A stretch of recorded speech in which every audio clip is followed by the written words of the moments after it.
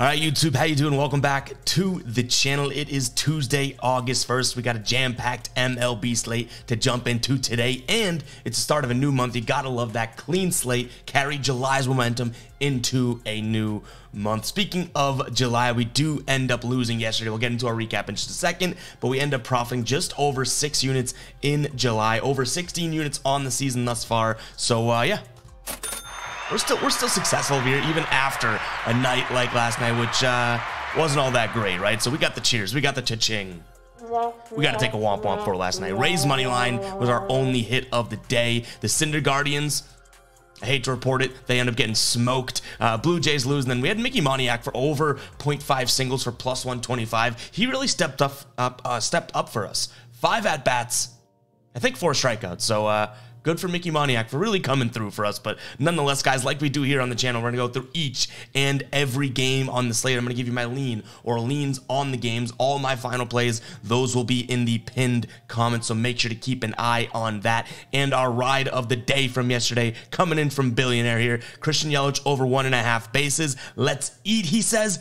It cashes, and I'm not gonna lie, kind of got swayed here by the fact that he said hashtag fade me in the comments there. You know that we're always repping the fade me here, so shout out to Billionaire there for the cash of the ride of the day. If you do want to use the hashtag ride of the day in the comments for your chance to be shouted out in tomorrow's video, do so. Give me an absolute banger of a play, give me an absolute lock, and I will be shouting out someone that I jump on board with in the comments in tomorrow's video. Before we get into today's slate, guys, go ahead and check out the Fade Me store here, fademe.store. I'll put that in the pinned comment as well. Go support the channel and pick up some clean merch. We have the Fade Me Blue Mountains tee on today, which is definitely one of my favorites from the collection altogether. Go check it out, guys. We put a lot of effort into bringing that to life. If you do want to support me, support what we're doing here, it's a great way to do it. That link is in the pinned comment. Let's get into game number 1 here as we look at the Marlins taking on the Phillies. So yesterday's game, 4-2, Phillies end up taking that win here. On the mound today for the Marlins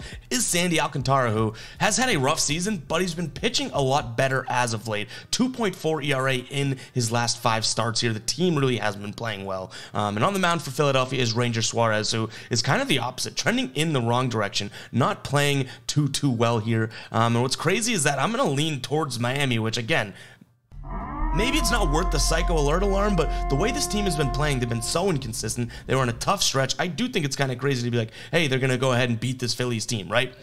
But it's not that crazy.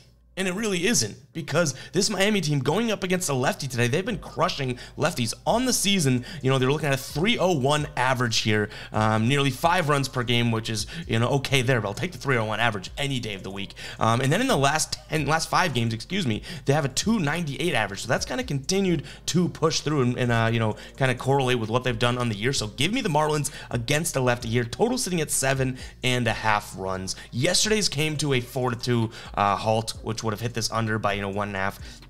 Part of me wants to lean towards the over, but if I do think that, you know, Sandy Alcantara is going to deal today or at least continue to pitch well, I do think that, you know, we stay away from the total. So I lean towards the over just so slightly because it is obviously a, you know, a low number and it's kind of like low-hanging fruit, but I think we stick away from that altogether. But yeah, call me crazy. Maybe it's not that crazy. Maybe it's not a great use of the psycho alert alarm, but give me Miami against the Phillies team. This Miami team obviously, you know, has gone through its ups and downs. I'm kind of thinking that this is a game where they start a little bit of an upward trend. All right, next up, we got the Nationals taking on the Brewers here. Nationals get the win yesterday, 5-3. They were plus 177 dogs, so shout out to them. Went right up against Corbin Burns and still took the win. He pitched 6 innings. They get the win. In terms of who's pitching today, we do have Freddie Peralta on the mound for Milwaukee, going up against Josiah Gray. 2 guys that have been pitching pretty damn well as of late. If you throw out the 1 bad start against Atlanta for Freddie Peralta, his last 5 starts look immaculate. And then same thing for Josiah Gray here. You throw out 1 start, I think it was the St. Louis game, they've dropped a bunch of runs on him. He's been letting up, you know, 1 to 2 to 3 runs maximum. His last start was in 6 innings pitched, 0 run game. So I mean, you're looking at a guy that, you know, maybe is turning it on. That was against the Mets. The Mets aren't always you know, on offensively, but nonetheless, my main lean is going to be trusting the pitchers in this one. I am going to take a peek at the under 8.5. If you had to tell me which side to take on the money line, I'd say the Brewers bounce back. I don't really see the Washington Nationals winning 2 straight here, but nonetheless, main lean is going to be the under. The only thing I'm concerned with is these 2 bullpens they've been mediocre during the season, right? But they have not been pitching well as of late. So hopefully the starters can get us in a really good position and almost give us a buffer of time where I could totally see these bullpens letting up a couple runs each. But if the starters do their job, we should still be able to walk into an under 8.5.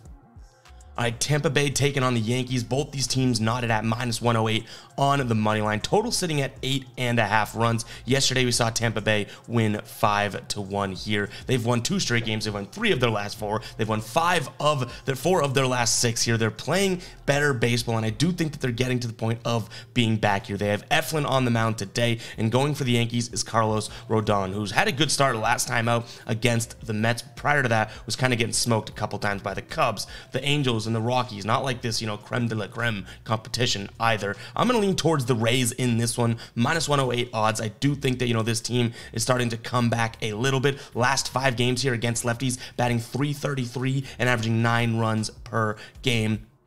Way different than, you know, what they were doing about a month and a half ago. So I'm kind of trusting the hot bats here. Hope that they can come out and do that. So give me the Rays on the money line here. And then in terms of the total 8.5, I do think that this Rays the Ray bats are going to kind of get better and better and better. And maybe the Yankees go ahead and drop more than 1 run like they did yesterday. And I do think the over 8.5 is the play, because if the Tampa Bay Rays are going to give you a floor of 5 runs, which I'm hoping that is the case, right? You got to expect the Yankees to at least compete a little bit better than they did today. And maybe you'll get an extra run or 2 out of the Rays. Give me the over 8.5 as well. All right, next up we got Pittsburgh taking on Detroit.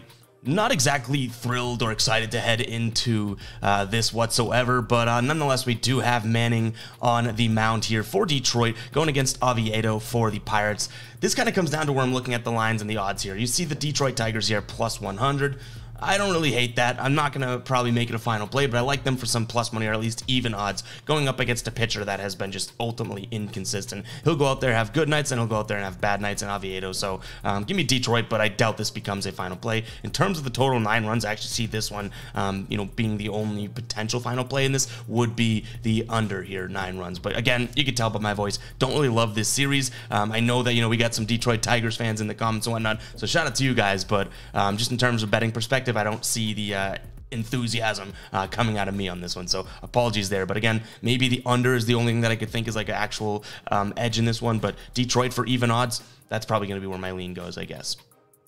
All right, Toronto taking on Baltimore. We rolled with the Blue Jays yesterday. They let us down, and sadly, and I don't know why, I'm crazy, but we're going to be rolling with them again. And we're backing a pitcher that, you know, we don't really know much about, especially from this season. Hyunjin Ryu on the mound for them today, going up against Kyle Bradish. Kyle Bradish, take away his last start against Philly, had been absolute dynamite. So maybe this is another crazy pick in which you do want to fade, but I do think that the Blue Jays bats are going to do a little bit better than they did yesterday. And even still, if the Blue Jays bats were able to go out there and, you know, score just a couple more runs, they end up walking away with a win yesterday. So I know Baltimore won. I know Baltimore kind of, I wouldn't say controlled the game per se, but that was a Blue Jays game that they could have won. It wasn't like they go in there and get their doors blown off 10-2 type of thing, right? So hopefully they can bounce back today. I do like them at home here, especially going up against lefties, going up against righty, whereas the Blue Jays are going up against lefties. Blue Jays have struggled against lefties in the recent games here. The last 10 batting .202, in the last 5 .206, so not really batting lefties all that well, which you know, we've kind of thought that would work out in our benefit in the past, and it hasn't. So if you're on the Blue Jays here, stick with them. If you're on the Rays or the Jays here, I do think that that is the smart move here. I think that that is the analytical side. But you know what? This Baltimore team proved me wrong yesterday. They might do it again today. So if you're thinking that the Blue Jays trusting this no-name starter is the bad move, go ahead, fade me, guys, but I do like the Blue Jays today. In terms of the total, looking at 8.5. I don't mind the over here because, again, I'm thinking that the Blue Jays contribute a little bit more to this game than they did yesterday. And even in what you would consider a low-scoring, low-paced type game yesterday, it was a final score of 4-2. So just a couple more runs here, and we're looking at an over possibility at 8.5. That would have been at 8. You know, maybe you get one late in the game, bullpens come in, that type of thing. So give me the Blue Jays as well as the over 8.5 in this one. All right, next up, you got the Braves taking on the Angels, and I guess this is a good time midway through the slate, too, to remind you guys that today is the trade deadline, so kind of consider that. Be aware of who, is in the trade rumors and all that, because some of these guys could just get plucked right away, right? And you're banking on them to be part of the lineup and whatnot. So just be aware that it is the trade deadline and weird things can happen, not even just in baseball, any professional sports around this time. So keep an eye on that. But nonetheless, we got Spencer Strider on the mound here going up against Patrick Sandoval. Unfortunately, the Braves are just absolutely, I guess, crazily juiced right now at minus 250 because I would lean towards them. But at this point, coming off a win yesterday, the Angels plus 205 might be the valuable spot. So are the Braves the better team? Yeah, for sure. I really do think that they are, and I think that everyone knows they are. But for plus 205, it may not be a bad sign or bad time to take a peek at the Angels here. In terms of the total, we're seeing 9 runs, and I think that one's going to go up and over. I think that this Braves team, okay, they had an off game, right? They scored 1 run yesterday. I don't necessarily see them coming back with a low-scoring game again. I think they bounced back in that spot. So give me the over here. Both teams on the year averaging over 9 runs as a total in their games here. Angels 9.7 as a total, and Atlanta here at 9.81. They're 55 and 47 to the over-under on the season too. So give me the over 9 in this one. If Spencer Strider gets batted around, even better, because I do think that this is a spot in which you could see the Braves get to Patrick Sandoval from the left side here. Braves batting lefties really, really well this season. 288 here in their last 5, struggling, but that again is a shorter sample size. I'm willing to trust how good this team's been on the season and kind of base it off of their overall season. All right, guys, I want to take a second to talk to you about Sleeper. If you have not signed up for Sleeper yet, that's the wrong ad. If you have not signed up for Sleeper yet, make sure to go and check it out. You can also check out the Fade Me store, which you just saw as well. But Sleeper is my favorite DFS app as of right now, and the reason being is because of the payout structure and the payout multipliers. They do not follow the same payout structure like Prize Picks does. 2 for 2 is 3 times, yada, yada, yada, right? They do not. Each and every pick that you throw into your Sleeper slip is its own multiplier, and you have a dynamic multiplier. So each and every slip has a unique payout. You could throw in 2 guys for a 4-point-something multiplier if you pick the right guys, type of thing. So head over there. You can use the link in the description or the pinned comment. You're going to get 100% of your first deposit matched. It is a very, very cool app, guys, and I've been loving it. So make sure to go check it out. You can even just download and use the code GuyBoston for the same experience if you don't want to go through using the link and whatnot. But go check it out. If it's legal in your state, I highly suggest you hop on Sleeper. It is a very, very fun app. Now, back to the slate. Let's keep going here. All right, we got St. Louis taking on Minnesota. We don't know who is pitching for St. Louis yet, so we don't have odds or a total as of right now. But in terms of where these two teams are trending here, Minnesota coming off of getting swept by Kansas City. They lost 2 of 3 against Seattle, so they are in a bad place. And then the Cubs pretty much just dog-walked the St. Louis Cardinals here in their last. So you have 2 teams that are kind of coming out fiery today, dependent on who is pitching for the Cardinals. Pablo Lopez is on the mound for the Twins. I do think that I slightly lean towards the Cardinals here. Obviously want to know who is pitching for them, but they bat righties well. They're going up against Pablo Lopez, so I'm not going to say has been all that great. He's had a couple good starts in a row against Seattle, but he's just one or 2 starts removed from letting up 1 million runs to Oakland, right? So I do lean towards the Cardinals here, but we don't really know what the odds are or the total. So keep an eye on the pinned comment for any final plays within that game. All right, we got the Cubs taking on Cincinnati. We don't have an updated total. Actually, we do, now that I refresh. We do have a total of 8.5 in this game. Right now, the Cubs are minus 155 on the money line. And I'm going to do a little bit of line reading here because I would have thought where this opened up would have been a little bit closer, as you have Cincinnati taking their last 2 games here, taking 2 of 3 against the Dodgers in that one. And like I said, last 2 games, they beat Chicago yesterday 6-5. So I am looking at this saying, okay, now the Cubs are minus 155, minus 160 on some sports books. I think Vegas knows what they're doing in, and I'm going to lean on Justin Steele, who has been pretty good. He has 1 bad start in his last 5 here, but other than that, 0 earned runs, 3 earned runs, 2 earned runs, 1 earned run here, and he's pitching from the left side, who, though they batted lefties well in the season, in their last 10 here, as well as their last 5, Cincinnati has struggled against lefties, so I'm going to take the better pitcher as he faces up against Ben Lively today, who really just has been kind of inconsistent, not allowing many runs, so I'll give him credit there, but runners on base, definitely a problem. And the Cubs are batting righties really well in their last 10. 305, almost 7 runs per 9 here, averaging 8 hits and over a home run per game against righties. So give me the Cubs on the money line here. It is a lot of juice, but that's kind of what I like and what I'm reading into here. It's like, why are they so juiced? Oh, because Vegas, a profitable business long term, right? Sportsbooks clearly know something, or clearly are weighing the pitching like I am, right? So give me the Cubs on the money line. Total sitting at 8.5. I like the under here, 8.5. We did see a game of 6-5 yesterday. I think there's a little bit of regression here when it comes to the pitching and kind of keeping the offenses down, or at least one of them down today. So give me the under 8.5 as well.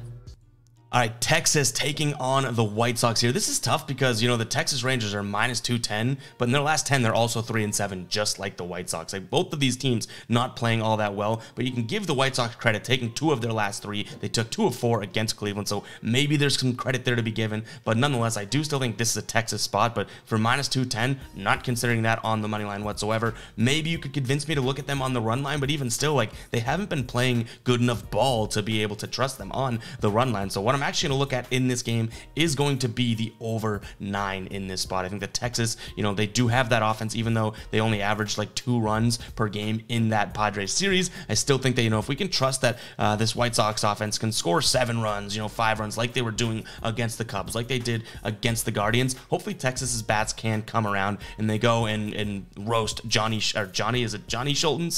Jesse Schultens, the pitcher for the White Sox today, as he goes up against Andrew Heaney. Like, neither one of these guys I'm too afraid of when it comes to keeping runners, off base or not scoring runs perspective. So give me the over 9. But again, I wish Texas had better odds here because I do think that they win this game, but not worth considering them as an individual play.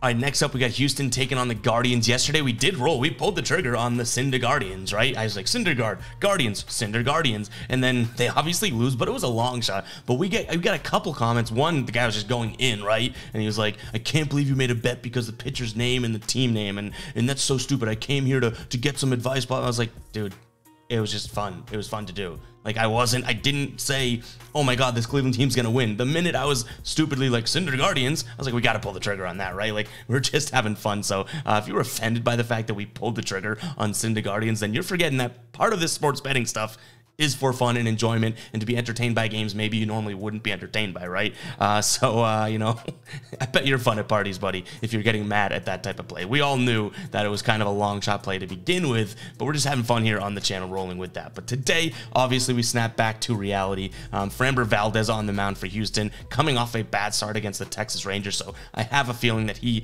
is going to go in, and for minus 180, it may be worth the juice. I do think that Houston wins this game, much like they did yesterday, 7-3, but not necessarily at such a high clip or high rate. I do think that this one is an under spot here because you do have Houston with their ace on the mound, going up against Gavin Williams, who has not been bad as of late. Last 3 starts here, 2 earned runs, 1 earned run, and 1 earned run. Now, going up against Kansas City, that's where that 0 earned run game came from. But nonetheless, I'm kind of looking at these two offenses saying, okay, Cleveland does not bat lefties well. Framber Valdez on the mound, it looks like it's going to be another one-sided affair, and I think you're going to struggle to get to 9 runs if that is the case.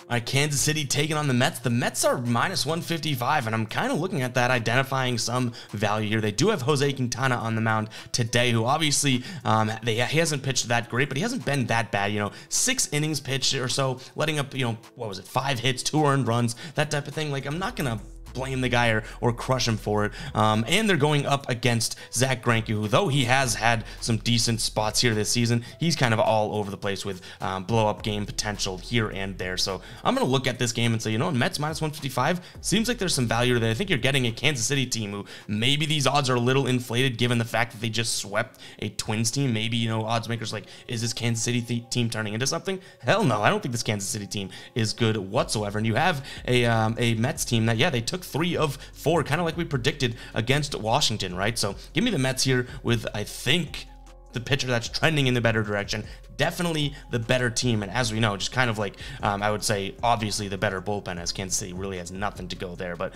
nonetheless, Kansas City just fading them, and the fact that we can get somewhat of a digestible odds on the Mets here, give me the Mets. In terms of a total 9.5 runs, if the wheels fall off and this game turns into just kind of like a slobber fest, for lack of a better term, I do think that these pitchers are going to kind of go and get hit around. So I'm going to lean towards the over 9.5, but I still do struggle with the idea of being like, well, the Mets got to score a lot of runs, and this Kansas City Royals got to score a lot of runs.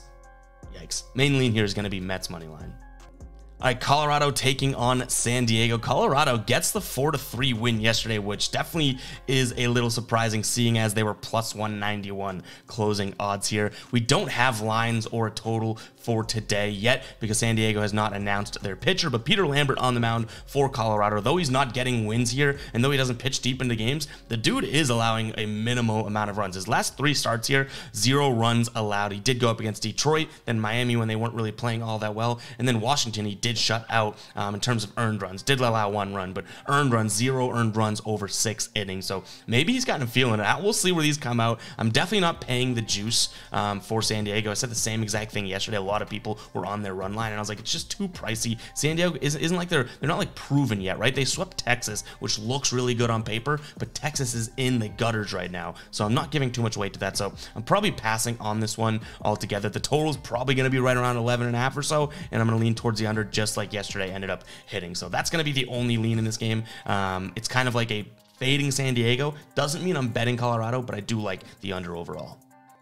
All right, Seattle taking on Boston. I know the graphic doesn't have the lines, but that's just because we screenshotted it earlier. We do have lines now. Seattle slight favorites here at home at minus 115. Red Sox even odds on the road on the money line. Total right now is sitting at 7.5. I've seen it at 8 on some sportsbooks as well. So if you can go out there and get that, go for it, because I do think that this is an under type game. Yesterday, only 6 runs scored at Seattle wins 6-2, but you have 2 good pitchers on the mound here. Now, Brian Bayo had a bad start against Oakland, right? But if you throw that one out, he's looked very, very good as of late. And then same thing for Bryce Miller. A bad game last time he played against Minnesota. You throw that out, a lot of good games in there. So Bryce Miller going up against Brian Bayo. I'm trusting the 2 of them and looking at them and saying, okay, keep this game under. And then from a perspective of where I'm leaning in terms of play here, this is going to be the last time. Like I said, there's been 3 losses in a row for the Red Sox now. And I told you guys, it's kind of like a wagon you're driving down the road. The back left tire goes out. The right left tire goes out. The right left tire, the back left tire, the back right tire, the front right tire goes out. Now they're on one wheel. The minute that goes out, it's out, but I'm willing to see it through to that point where the wheels fall off. So this would be the 4th loss in a row if they do take it. But for even odds with Brian Bayo on the mound, I think that there's some value against Seattle. But I'll be honest, I think that even though the records might not indicate it, I do think that this Seattle team is a lot better than Boston. They have some injuries too, and their pitching and whatnot is just a lot better. So give me Boston one last time for the value, but if you're on Seattle side of things, I wouldn't really let this deter you, because like I said, this Red Sox team's going to go in groups, right? Bunch of wins, bunch of losses, bunch of wins, bunch of losses. It's a matter of like, okay, well, when do you get to just fading the Red Sox? One more loss, I think they're in that absolute rut. So and that's just something we've identified, and I've said, you know, publicly and transparently on the videos every single day this year, right? So keep an eye on that, guys. But really, my main lean, I do think if I can get this at 8, I'm going to trust the pitchers in this one and look at the under. All right, Arizona taking on San Francisco here. Arizona gets the 4-3 win yesterday, and I do like them again today. They have Zach Gallen on the mound, who really has not been great ever since. I would say he had one good start post All-Star break, but other than that, kind of on the wrong trajectory. But I think this is a good spot for a get-right spot for him today as he goes up against this San Francisco team, who really has struggled against righties in the last 5 to 10 games or so. In their last 10 here, batting .205, only averaging 3 runs per 9 against righties, with under 4 hits per game. So give me the Arizona Diamondbacks in this one on the money line for minus 108 over on FanDuel. And then in terms of the total, it's not like San Francisco's trotting out a schlupp here, right? They have Alex Cobb going, who actually has been pretty good, barring one bad game against Cincinnati as of late. So I'm going to look at him and say, you know what? I like the spot for him as well. Not as much as I do like a bounce back spot for Gallen, but nonetheless, under 7.5 is also going to be my lean. This opened up at 7, if I'm not mistaken, so it is moving up. So I'm wondering if a lot of people are on the over, which I would love altogether. If more people are on the over, I'm definitely sliding in, fading the public there, taking the under. All right, Dodgers taking on the Oakland Athletics. We don't have odds for this one yet due to the fact that we don't know who's pitching for Oakland. But Lance Lynn on the mound for the Dodgers, which I think there's a potential that we see him kind of sway those odds to get them to be a little bit more digestible. Probably not, because it is still the Dodgers taking on the A's. But if there's anything, like I'm talking minus 170-ish, like if there's any room to be able to pull the trigger on the Dodgers here, I do take a peek at that, just given the fact that, you know, they're a way better team. But they do have a pitcher who has just kind of been terrible this year. Screw it. Why are we beating around the bush, right? Lance Lynn been nothing to write home about whatsoever this season. So yeah, give me the Dodgers if it's at all digestible. Don't necessarily know where the total is going to come out either. So keep an eye on the pinned comment to see if we do get lines, obviously prior to game time. So keep an eye on the pinned comment, guys. And that is all I have for you guys today. Hope you guys did enjoy the video. Make sure you drop those hashtag ride of the days in the video. And yeah, shout out to all the guppies out there. Been a lot of guppies hating on the videos as of late. But nonetheless, profitable July. We had a bad last couple days, or last 4 or 5 days, right? But we still had a 6 and 2 night where we picked up 2, maybe 3 units in that one night. So it's all about staying the course, guys. Everyone that was like, oh, you gotta quit, you've been doing so bad lately in that five game stretch or 5 day stretch, right? My response was, terrible week, phenomenal season. Terrible week, great season. Bad week, good season. You know what I mean? Like, stay the course, stick true to what you have proven works over time, and don't let a couple bad days of betting kind of get to you. So nonetheless, do it responsibly too. But we'll catch you guys in the next one, all right? Peace out.